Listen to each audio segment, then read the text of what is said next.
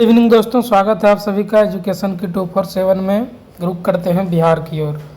जी हाँ दोस्तों, बिहार में बहार है, सरकारी नौकरी का भरमार है।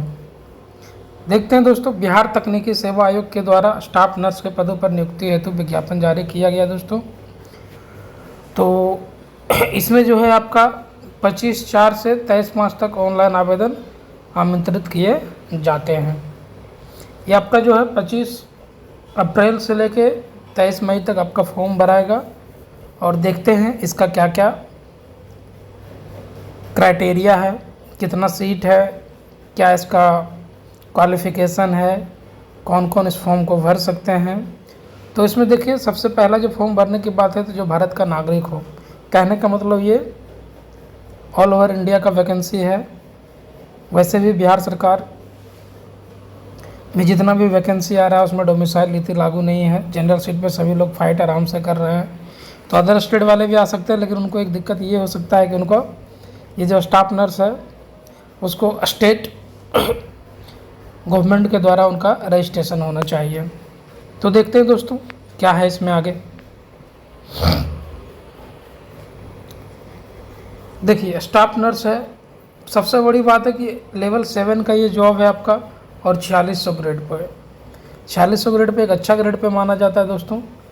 और ये 7वां वेतनमान में ये लेवल 7 का है।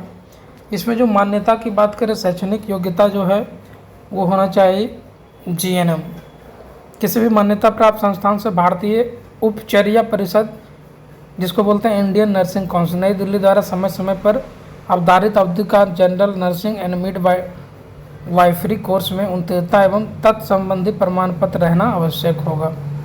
परंतु बिहार राज्य से बाहर अवस्थित संस्थानों के मामले में भारतीय उपचर्या परिषद नई दिल्ली से उपयुक्तता प्राप्त रहना अनिवार्य होगा। और आगे बिहार साथ ही कह रहा है कि बिहार परिचारिका निबंधन परिषद पटना से निबंधित रहना भी अनिवार्य होगा। यही कह रहे थे कि रजिस्ट्रेशन बिहार से होना जरूरी है, अगर यहाँ से नहीं होगा तो फॉर्म नहीं भर सकते हैं। और एक राहत दे दिया गया है BSc नर्सिंग वाले कैंडिडेट के लिए भी कि जो BSc नर्सिंग योग्यताधारी हैं वो भी इस आवेदन को करने के लिए पात्र होंगे। तो ये विभाग का नाम देख लीजिए दोस्तों, स्वास्थ्य विभाग बिहार पटना है। अगर सीटों की बात करें तो कुल सीट है 11,389। इसीलिए मैंने कहा था दोस्तों कि बिहार में बाहर है, सरकारी नौकरियों का जो है, सरकारी नौकरी का क्या है, भरमार है। तो विगत 3-4 महीनों में और भी बहुत ज़्यादा बहाली आएगा। तो सरकार बहुत ही सजग है आप लोगों के लिए जिनका भी ये डिग्री है। तो इसमें आपका GNM और साथ ही साथ BSc नर्सिंग, GNM 3 साल का कोर्स होता है और BSc नर्सिंग 4 साल का कोर्स, जो भी बिहार के नर्सिंग काउंसिल से अगर उनका रजिस्ट्रेशन मिला हुआ है तो वो इस फॉर्म को भर सकते हैं। और फॉर्म का डेट बता दिए दोस्तों। आगे देखिए, इसमें जो है अनारक्षित के लिए 3,134 और 35% महिलाओं के लिए 1097, 784, 2853, अनुसूचित जाति के लिए, अत्यंत पिछड़ा वर्ग के लिए 3117, पिछड़ा वर्ग के लिए मात्र 913 सीट है। तो बहुत चलिए बढ़िया है, जो भी है आप देख ही सकते हैं। और महिलाओं के लिए नीचे क्षैतिज आरक्षण दिया गया है 35%। साथ ही साथ आप आगे देखते चलिए, आयु सीमा की अगर बात करें तो इसमें न्यूनतम जो आयु है 21 वर्ष, वो कब होना चाहिए, 1/8/2024 को आपका न्यूनतम आयु 21 वर्ष और अधिकतम उम्र आपका 37 वर्ष। और आरक्षित महिलाओं के लिए 40 वर्ष, जनरल के लिए 37 वर्ष और जनरल के फीमेल के लिए 40 वर्ष, पिछड़ा वर्ग अत्यंत पुरुष महिला दोनों के लिए 40 साल, अनुसूचित जाति जनजाति के लिए 42 साल। आयोग द्वारा मैट्रिकुलेशन यानी कि मैट्रिक या समतुल्य प्रमाण पत्र की जन्म तिथि मान्य होगी। जो आपका मैट्रिक में के प्रमाण पत्र में होगा वही आपका आयु माना जाएगा। समान प्रशासन विभाग के संकल्प संख्या 962 दिनांक 22/1/2021 के आलोक में दिव्यांगों को अधिकतम उम्र सीमा में 10 वर्षों का छूट अनिवार्य है। कहने का मतलब अगर वो जनरल में है तो उनको 47 साल तक, अगर जनरल में महिला में दिव्यांग है तो उनको 40-10-50 मान सकते हैं। तो 52 साल तक ये फॉर्म को भर सकते हैं जो भी दिव्यांग हैं, क्योंकि उनको 10 साल का छूट दिया जा रहा है। साथ ही साथ इसमें कहा गया है कि ऐसे सरकारी सेवक जो 3 वर्षों की निरंतर सेवा पूर्ण कर चुके हैं उच्चतर वेतनमान की सेवा में जाने हेतु अधिकतम आयु सीमा में 5 वर्षों की छूट अनिवार्य है। और साथ ही साथ जो भी संविदा के आधार पर स्टाफ नर्स काम कर रहे थे उनको कुछ पॉइंट मिलेगा दोस्तों, कुछ अंक अलग से मिलेगा। क्या है जो ध्यान से देखिए। बिहार राज्य के अंदर अवस्थित सभी सरकारी, गैर निजी, केंद्र सरकार या नगर पालिका संस्थान, पंचायती राज संस्थान होना चाहिए। स्वास्थ्य सुविधा केंद्रों, अस्पतालों में संविदा के आधार पर स्टाफ नर्स के पद पर कार्य करने वाले अभ्यर्थियों को उसके द्वारा किए गए कार्य अवधि के समतुल उसी पद पर अधिकतम उम्र सीमा में छूट प्रदान की जाएगी। किसी कार्यरत वर्ष के अंश में को भी इसमें शामिल किया जाएगा, परंतु यह लाभ संविदा पर कार्यरत वास्तविक सेवा अवधि के लिए ही देय होगा। उम्र सीमा में छूट की गणना को कट ऑफ डेट 1/8/2024 ही होगा, जिसमें कि 5 साल का इनको छूट दिया जा रहा है। बाकी बात इसको आप देख सकते हैं। थोड़ा सा हम लोग चलते हैं आरक्षण का। ऑनलाइन आवेदन के इंगित कॉलम में आरक्षण का दावा नहीं करने पर आरक्षण का लाभ नहीं मिलेगा। जब आप फॉर्म भरेंगे तो दोस्तों वहाँ पे एक विकल्प खुल के आएगा कि आप बिहार के स्थायी निवासी हैं तो यस करना है। उसके बाद आएगा क्या किस जाति से आते हैं, तो वहाँ पे आप आरक्षण का लाभ में जो भी आप आते हैं उस कैटेगरी को आप अच्छे से फिल कीजिएगा। अगर यहाँ फॉर्म भरने के समय आप गलती कर देते हैं तो फिर आप बाद में दावा नहीं कर सकते हैं, फिर आपको आरक्षण का लाभ नहीं मिलेगा, फिर आप जनरल कैटेगरी में माने जाएंगे। आरक्षण का लाभ उन्हीं उम्मीदवारों को मिलेगा जिनका स्थायी निवासी बिहार राज्य का है, ये तो मैं बता ही दिया हूँ, अर्थात जो बिहार के मूल निवासी हैं। बिहार राज्य के बाहर के निवासी अभ्यर्थियों को आरक्षण का लाभ दे नहीं होगा। ऑनलाइन और भरा का स्थायी पता ही आरक्षण प्रयोजन के लिए स्थायी निवास अनुमान्य होगा। अनुसूचित जाति जनजाति के उम्मीदवारों को प्रमाण पत्र जमा करना होगा, जाति प्रमाण पत्र, अस्थायी निवास या मूल प्रमाण पत्र।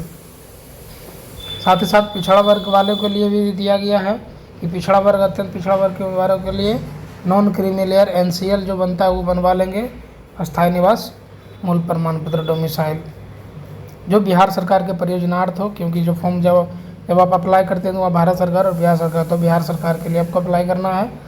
और EWS भी बनवा लेना है जो EWS है। और EWS तो आपको पता है क्यों आर्थिक रूप से कमजोर वर्ग में आय के आधार पर बनता है। बाकी बात आप देख सकते हैं इसमें ये 6 कैटेगरी में आरक्षित कोटि है बिहार में। अनुसूचित जाति, अनुसूचित जनजाति, अत्यंत पिछड़ा वर्ग, आर्थिक रूप से कमजोर वर्ग और पिछले वर्ग की महिलाओं के लिए अलग से दिया गया है। बाकी बात देखिए कुछ पॉइंट जो भी होगा।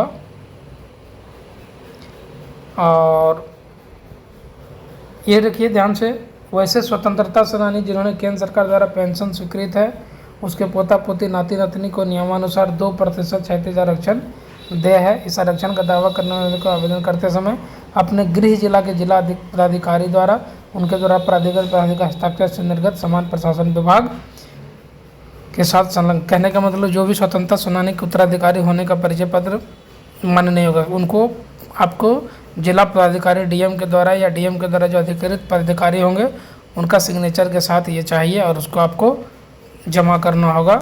यानी कि ऑनलाइन जब कर रहे होंगे तो PDF के फॉर्मेट में आपको डालना पड़ेगा। और महिलाओं का आरक्षण 35% क्षैतिज आरक्षण देय होगा, क्लियर है इसमें। और नियुक्ति प्रक्रिया के बीच आरक्षण कोटि में सुधार या बदलाव नहीं किया जाएगा, इसलिए जब फॉर्म भरिएगा तो अपने दिमाग से हिसाब से, अगर आप कहीं भी फॉर्म भर रहे हैं तो उसको ध्यान से देख के।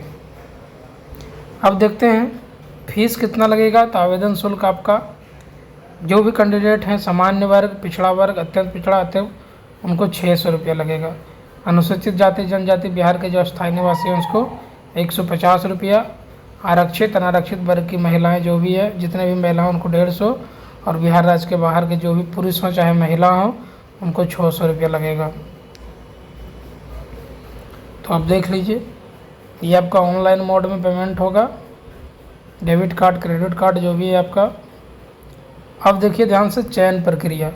ये जो चयन प्रक्रिया आपका होगा वो लिखित प्रतियोगिता परीक्षा से होगा जो कंप्यूटर बेस्ड होगा। कंप्यूटर बेस्ड 75 अंक का ये जो एग्ज़ाम होगा टोटल 100 अंक का, जिसमें 75 अंक आपका CBT माध्यम से होगा कंप्यूटर बेस्ड। और कार्य अनुभव प्राप्त बिहार राज्य के अंदर अवस्थित सभी सरकारी गैर निजी केंद्र सरकार या नगर पालिका संस्थान या पंचायती राज, इसका गैर निजी होगा तभी।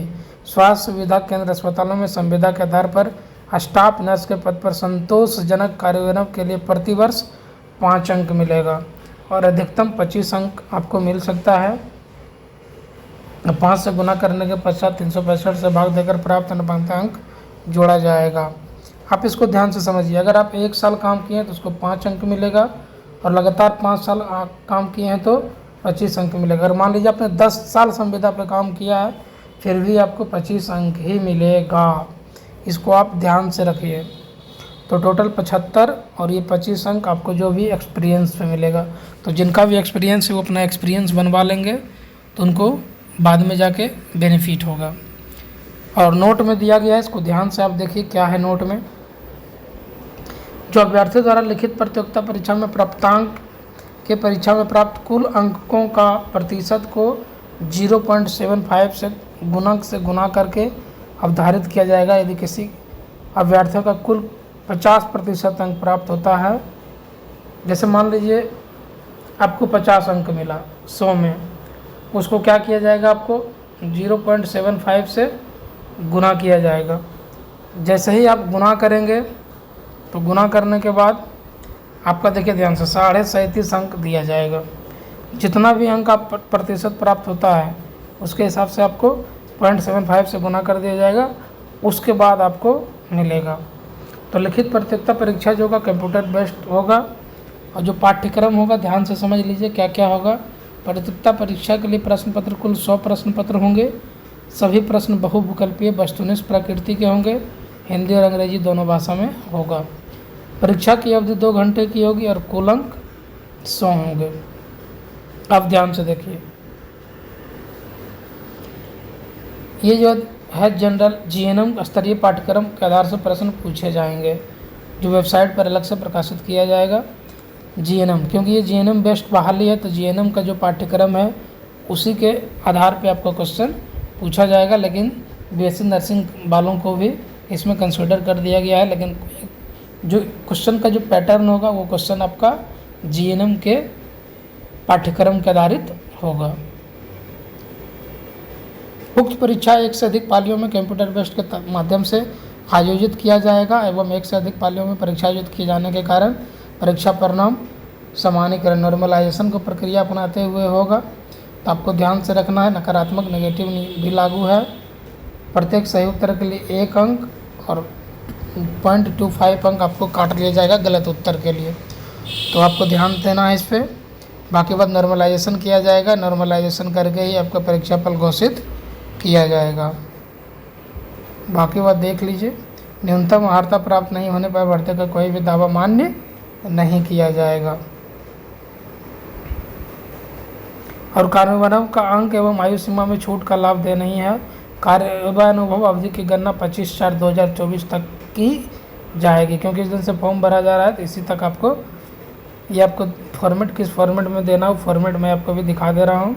ऑनलाइन योग्यता आरक्षण कानून संबंधित प्रमाण पत्र, मैट्रिकुलेशन का प्रमाण पत्र चाहिए, GNM और BSc नर्सिंग का अंक प्रमाण पत्र और मूल प्रमाण पत्र या प्रोविजनल सर्टिफिकेट आपके पास होना चाहिए। ध्यान से देखिए, एक तो आपको मैट्रिक का मूल प्रमाण पत्र, दूसरा GNM या BSc नर्सिंग का अंक प्रमाण पत्र या मूल प्रमाण पत्र या प्रोविजनल सर्टिफिकेट आपके पास होना चाहिए। बिहार परिचारिका निबंधन परिषद से निबंधित होने का निबंधन, बिहार नर्सिंग काउंसिल से आपका जो रजिस्ट्रेशन नंबर होगा वो भी होना अनिवार्य है, वो भी आपको डालना होगा। बिहार राज्य से बाहर अवस्थित संस्थानों को उच्चार्य परिषद नई दिल्ली के आवर्तक सदन में उपयोगिता का प्रमाण पत्र, जाति प्रमाण पत्र जो आपको बताए क्रीमी लेयर होना चाहिए, या SC/ST है तो, या EWS है तो उनका अस्थाई आपका रेसिडेंस भी चाहिए। और साथ ही साथ अगर स्वतंत्रता सेनानी का पोता पोती नाती नतनी है तो उसका भी प्रमाण पत्र डिस्ट्रिक्ट मजिस्ट्रेट के द्वारा, जिला पदाधिकारी के द्वारा अगर आप दिव्यांग हैं तो दिव्यांग का, और कार्यानुभव है तो कार्यानुभव प्रमाण पत्र भी आपको अपलोड करना होगा। ध्यान से देखिए, अगर कोई भी प्रमाण पत्र अपलोड नहीं करते हैं तो आपकी अवैधता को क्या होगा, रद्द करने के लिए आयोग स्वतंत्र होगा। इसलिए आप लोग गलती नहीं करें। जितना भी ये 9 कॉलम दिया गया है, जो इसमें भी एप्लीकेबल है, सब कुछ आपको अपलोड करना है। और ये आपका सभी प्रमाण पत्र 23/5 तक निर्गत होना अनिवार्य है। 23 मई तक आपका हर हाल में सब कुछ बना हुआ होना चाहिए। 23/5 के बाद वाला मेंशन नहीं किया जाएगा, क्लियर लिख दिया गया है। अगर आप जाति, आवासीय, आय या EWS बना रहे हैं, NCL बना रहे हैं तो 23/5/2025 के पहले का होना चाहिए। बाकी बात आपको आराम से फॉर्म भरिए। जो भी अगर ज़रूरत पड़ा तो आप लोग कमेंट कीजिएगा, मैं फॉर्म भर के भी आप लोग को दिखा दूंगा कैसे फॉर्म भरना है। इसमें आपको ईमेल ID, मोबाइल नंबर रखना है, और वो तब तक रखना है जब तक कि ये आपका बहाली की प्रक्रिया पूरा कंप्लीट ना हो जाए। मोबाइल नंबर और ईमेल ID आपको नहीं बदलना है, क्योंकि उसी पे आपको इन्फॉर्मेशन मिलेगा। फ़ोटोग्राफ के बारे में ध्यान से देखिए, फ़ोटोग्राफ जो है हाल का खिंचा हुआ होना चाहिए, चेहरे के एवं सिर ऊपर से नीचे तक दिखना चाहिए, फ़ोटो में आँख खुला होना चाहिए, ये भी ध्यान रखना है। बैकग्राउंड में सफ़ेद पटल, पीछे का जो फ़ोटो जो खींचिएगा तो उसका बैकग्राउंड कितना वाइट होना चाहिए, किसी प्रकार का उस पर प्रतिबिंब छाया नहीं मिलना चाहिए, चश्मा नहीं लगाना चाहिए, चश्मा हटाकर फ़ोटो खिंचवाना है आपको। ध्यान से देखिए, अगर फ़ोटो नहीं रहने पर आपकी अवैधता को रद्द किया जा सकता है। और फ़ोटो जब भी अपलोड कीजिएगा तो आवेदक अपना ही, किसी और का ना हो। और कम से कम 5 अतिरिक्त प्रतियाँ अपने पास सुरक्षित कर लीजिए, ताकि आवश्यकता पड़ने पर आयोग द्वारा मांगे जाने पर उसे उनके द्वारा जमा किया जा सके। ऑनलाइन भुगतान आपको करना है।